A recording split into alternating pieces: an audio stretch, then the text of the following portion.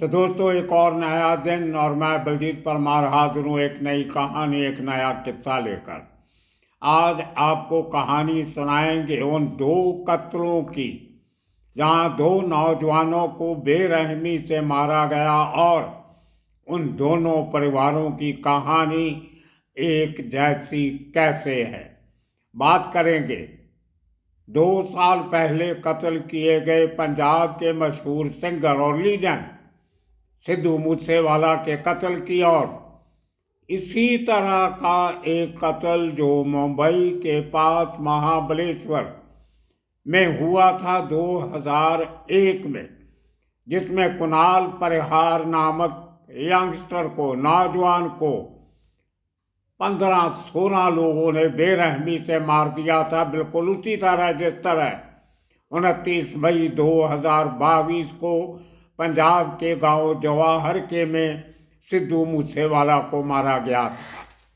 क्या कसूर था इनका और क्यों गैंगस्टर इनके पीछे लगे थे? ये बहुत मिलती जुलती कहानी, और उसके बाद में जो हुआ वो भी एकदम मिलता जुलता है। अब सुनिए पूरी कहानी और अपना अंदाजा खुद लगाइए कि तकदीर कैसे परिवारों के काम आती है। अगर आपके कर्म अच्छे हैं तो नसीब भी आपका साथ देता है। ये कहानी है दो परिवारों की, जहाँ पे आज सिद्धू मूसेवाला के परिवार में खुशियाँ फिर लौट के आई हैं। एक बच्चे को जन्म दिया है उस बड़ी उम्र की माता ने, जो 2 साल पहले अपना इकलौता बेटा गंवा चुकी थी। बिल्कुल उसी तरह 2001 के मर्डर के बाद, इसी तरह कुछ सालों के बाद कुणाल परिहार की माता ने भी जुड़वा बच्चों को जन्म दिया था, जो आज कॉलेज में पढ़ रहे हैं। मेरे लिए ये दोनों परिवार अपने परिवार जैसे हैं। जिस तरह मैं आज सिद्धू मूसेवाला परिवार के साथ खड़ा हूँ, बिल्कुल इसी तरह 2003-04 में मैं देवेंद्र सिंह परिहार के परिवार के साथ भी खड़ा हुआ था, जो कुणाल परिहार के पिता। पहले बात करते हैं महाबलेश्वर के उस कत्ल की, क्योंकि वो पहले हुआ था। देवेंद्र सिंह परिहार और उनकी पत्नी बेसिकली राजस्थान के जोधपुर के रहने वाले हैं। बहुत तगड़े जिम्मेदार थे, बिल्कुल उसी तरह जिस तरह सिद्धू मूसेवाला के पास भी काफ़ी ज़मीन थी, ज़मींदार कह सकते हैं। उसके बाद पढ़े लिखे थे दोनों पति पत्नी। दिल में आया कि खेती बाड़ी को छोड़ के एक एजुकेशनल इंस्टीट्यूशन खोलनी चाहिए, बच्चों को पढ़ाना चाहिए। तो पंचगनी, जो महाबलेश्वर के पास, मुंबई के पास एक बहुत बड़ा एजुकेशनल सेंटर है, रेसिडेंशियल स्कूल्स हैं, पुराने ज़माने से मशहूर है बोर्डिंग स्कूल्स के लिए महाबलेश्वर और पंचगनी, खास तौर पे पंचगनी। वहाँ पर ये मियाँ बीवी देवेंद्र सिंह परिहार और उनकी पत्नी एक पाइनवुड इंटरनेशनल स्कूल खोलते हैं, जिसमें स्कूल थोड़ा सा दूर है, लेकिन हॉस्टल एक बहुत बड़े कम्प्लेक्स में बना हुआ है, जहाँ बच्चे रहते थे। खाली हिंदुस्तान के नहीं, विदेशों के बच्चे भी बहुत सारे वहाँ पे पढ़ते थे और उसी हॉस्टल में रहते थे। और हॉस्टल का कम्प्लेक्स इतना बड़ा है, जहाँ एक स्विमिंग पूल भी है और टेनिस कोर्ट्स हैं, पार्किंग है, गराजेस हैं। पेरेंट्स के रहने के लिए सेपरेट गेस्ट अकोमोडेशन बनाई गई, और उसी कम्प्लेक्स में ये मियाँ बीवी देवेंद्र सिंह परिहार और उनकी पत्नी का एक छोटा सा कॉर्नर पे बंगला भी है, जहाँ पे ये मियाँ बीवी रहते थे और पूरे स्कूल की मैनेजमेंट को रन करते थे। और वहाँ से बच्चे पैदल चल के स्कूल तक जा सकते थे, कुछ ज़्यादा दूर स्कूल नहीं है। और बच्चों को दोपहर का खाना, सुबह का ब्रेकफास्ट ये स्कूल में मिलता था। इतना बड़ी फैसिलिटी उन्होंने बना के रखी थी, प्रेस्टीजियस स्कूल था। एक ही बेटा था उनका जिसका नाम था कुणाल परिहार। 22-23 साल की उम्र का यंग लड़का, बडिंग क्रिकेटर, महाराष्ट्र की जो यंग क्रिकेट टीम होती है अंडर-18 उसका प्लेयर भी रहा और बहुत अच्छा फ्यूचर था। और माता पिता ने उसके लिए दुबई में एक ऑफिस भी खोला था कि वहाँ पे बैठ के बिजनेस करेगा, तभी दुबई उभर रहा था एज ए बिजनेस सेंटर। लेकिन तभी कुछ ऐसा होता है जो परिवार ने कभी नहीं सोचा था। उस लड़के का इश्क हो जाता है उस जमाने के बहुत बड़े गुटखा व्यापारी जेडी जोशी, जिसकी फर्म गोवा गुटखा के लिए मशहूर थी। अब ये रिश्ता जेडी जोशी को पसंद नहीं आया। आपको बता दें, जो जेडी जोशी वही है जिसको दाऊद इब्राहिम और उसके भाई अनीस के लिए पाकिस्तान के कराची के नज़दीक एक गुटखा कंपनी एस्टेब्लिश करने का इल्ज़ाम लगा था और सज़ा भी हुई, केस चल रहा था।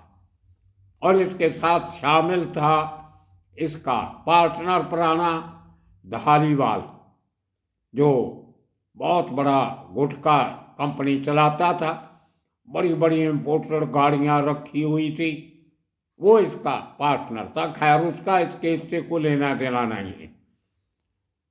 तो जोशी ने समझाने की कोशिश की अपनी लड़की को और लड़के को, लेकिन यंग लड़का लड़की माने नहीं। घर वालों से चोरी दोनों ने शादी भी कर ली, नॉर्थ ईस्ट में जाके कहीं हनीमून भी मनाए। लेकिन जोशी का गुस्सा और बढ़ गया और एक दिन अचानक जब ये लड़का अपने पंचगनी के घर से महाबलेश्वर किसी काम से जा रहा था तो रास्ते में उसको घेर के 15-16 लोगों ने, जो घातक हथियार होते हैं, तलवार, कोयता, सरिया, हॉकी स्टिक, डंडा, लाठी, उससे अटैक करते हैं और उसको जगह पे मार देते हैं। पूरे महाराष्ट्र में हाहाकार मची थी। मुझे याद है, सुर्खियों में था केस। और जेडी जोशी कत्ल के बाद अंडरग्राउंड हो जाता है। पुलिस की जो कंप्लेंट थी उसमें उसको प्राइम दोषी पाया जाता है, जोशी को दोषी पाया जाता है और उसको इस कत्ल का मास्टरमाइंड माना जाता है। वो अपनी एंटीसिपेटरी बेल की एप्लीकेशन लगाता है, जो सुप्रीम कोर्ट तक कैंसिल हो जाती है और आखिर 15-16 महीने के बाद फाइनली उसको अरेस्ट किया जाता। लेकिन परिवार की तकलीफ खत्म नहीं होती। उनको धमकियां मिलने लगी कि अगर आपने इस केस को परस्यू किया तो आपकी जान खतरे में आ सकती है। वो जमाना था, दौर था जब देवेंद्र सिंह परिहार मेरे कांटेक्ट में आए, मुंबई के प्रेस क्लब में आते हैं और वहाँ से मैनेजमेंट को पूछते हैं कि हमें प्रेस की मदद चाहिए, किसी ऐसे पत्रकार का नाम बताइए जो हमारे साथ खड़ा हो सके, हमारी मदद कर सके। तो हमारे जो मैनेजर थे उस समय क्लब के, उन्होंने मेरा नाम दे दिया और नंबर दे दिया कि आप बलजीत परमार साहब को कॉन्टैक्ट कीजिए, वो आपके मदद कर सकते हैं, बाकियों का हमें पता नहीं। तो देवेंद्र परिहार ने मुझे कॉन्टैक्ट किया। मैं तभी जूहू में रहता था, चांद सोसाइटी में। तो मुझे मिलने के लिए आ गए और पूरी दास्तान सुनाई। मालूम तो मुझे भी थी। तो केस बराबर चल नहीं रहा था, इनको सिक्योरिटी नहीं मिल रही थी, पुलिस को इंटरेस्ट नहीं ले रही थी, क्योंकि जोशी बहुत पैसे वाला आदमी था, बहुत चलती थी उसकी। तो अल्टीमेटली मैं परिहार साहब के साथ 17 में उस समय के एसपी जो थे, क्या डीआईजी रेंज हो गए थे, मिस्टर प्रसन्ना, उनको मिलने गए। वो मुझे जानते थे, जब मुंबई की पोस्टिंग करने के बाद वहाँ गए थे। उनको पूरा किस्सा बताया गया, दूसरे ऑफिसर्स को बताया गया, थोड़ा हलचल हुई, लेकिन उतनी नहीं जितनी होनी चाहिए थी। तो हमने दिल्ली जाने का फैसला किया। मेरे एक मित्र थे डॉक्टर रवेल सिंह, जो पंजाबी अकेडमी के सेक्रेटरी थे, उनकी शीला दीक्षित से बहुत बनती थी। मैं उनके पास देवेंद्र सिंह परिहार को दिल्ली ले गया। शीला दीक्षित जी ने हमें जनार्दन द्विवेदी जी, जो जनरल सेक्रेटरी थे कांग्रेस के, वेरी पावरफुल पॉलिटिशियन उस जमाने में, उनके साथ मुलाकात करवा दी। तो जनार्दन द्विवेदी जी ने हमें कहा, आप आज की रात रुकिए, मैं कल सुबह महाराष्ट्र के होम मिनिस्टर कृपा शंकर सिंह को दिल्ली बुलाता हूँ, आप 11-12 बजे आ जाइए, आपके आमने सामने बात करवाता हूँ। और दूसरे दिन कृपा शंकर सिंह मुंबई से फ्लाइट लेके अर्ली मॉर्निंग दिल्ली पहुँच गए और कांग्रेस AICC के ऑफिस में, हम जनार्दन द्विवेदी जी के ऑफिस में कृपा शंकर सिंह को मिले और उन्होंने पूरा भरोसा दिलाया कि हम आपको सिक्योरिटी भी देंगे और केस भी बखूबी चलेगा। खैर वो हुआ, अरेस्ट हो जाती है, केस थोड़ा चलता है, इनको सिक्योरिटी मिल जाती है, जो इनको डरावे मिलते थे उसकी थोड़ी सी इंतज़ाम हो जाता है। उसके बाद हमारी दोस्ती हो जाती है, फैमिली रिलेशन हो जाते हैं देवेंद्र सिंह परिहार के साथ। तो मैं उनको, मियाँ बीवी को, हमेशा बोलता था कि हुआ आपके साथ बहुत बुरा है, लेकिन आपकी उम्र इतनी भी नहीं है कि आप दोबारा माँ बाप नहीं बन सकते। उन्होंने मेरी बात मानी और उनके दिल में आया कि गोल्डन टेम्पल अमृतसर साहिब में जाके आशीर्वाद लेना चाहिए। मुझे बहुत स्पेशली मुंबई से देवेंद्र परिहार लेके आते हैं अमृतसर और हम दरबार साहब जाते हैं और उसके कुछ महीनों के बाद ही उनके घर में एक लड़का और एक लड़की, जुड़वा बच्चे पैदा होते हैं। उस दंपति को एक जीने का सहारा मिल गया। अब आते हैं सिद्धू मूसेवाला का केस। 29 मई 2022 को 27 साल की उम्र के सिद्धू मूसेवाला का उसी तरह बेरहमी से कत्ल किया जाता है। तकरीबन उतने ही लोग थे मारने में जितने कुणाल परिहार को मारने में महाबलेश्वर में लगे थे। उसके बाद इस परिवार का भी वही हाल हुआ जो परिहार दंपति का हुआ था। मैं इनको मिलने गया, बातचीत हुई, उनको अच्छा लगा, मिलजुल के बहुत सा जितना मैं अपनी तरफ से कर सकता था मैं उस परिवार के साथ खड़ा हुआ। वो चंडीगढ़ आए, मेरे घर भी आए, मिल के गए, इस केस को आगे कैसे बढ़ाना है उसकी बातें हुई और साथ ही साथ मैंने उनको देवेंद्र परिहार का किस्सा सुनाया कि आपकी उम्र पड़ी है, आपको लंबी लड़ाई लड़नी है, इंसाफ की लड़ाई लड़ने के लिए जिंदा रहना जरूरी होता है।